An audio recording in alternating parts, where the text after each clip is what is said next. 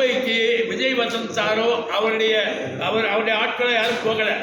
இந்த சுனில் பாண்டே இவரை கான்டாக்ட் பண்ணி அந்த மரியாதை மூலமாக கான்டாக்ட் பண்ணி இவரை ஏமாற்றிட்டான். நாங்கள் விஜய் வசந்த் சார் பண்ணியிருந்தாருன்னா நாங்களே அவர் தூக்கி கொண்டாடுவோம். அவர் இந்த தொகுதியில் எம்பி, அவர் கடமை இருக்கு செஞ்சால் நாங்கள் சந்தோஷப்படுவோம். எங்கள் மீனவர்களுக்கு ஹெல்ப் பண்ண ஒருத்தர் வந்திருக்காரு, அதை நாங்கள் கட் பண்ண மாட்டோம். ஆனால் ரிலீஸ் ஆகான்னு இருக்கும்போது இவங்க போய் நிற்கும் போது திடீர்னு 40 பேர் வந்து கடத்திட்டு வராங்க. அதாவது அந்த மூணு மீனவர்களுக்கும் வெளியே என்ன இடத்துன்னு தெரியாது. அவங்க வெளியே வந்தோடனே அவங்க கையில் போயிடுறாங்க.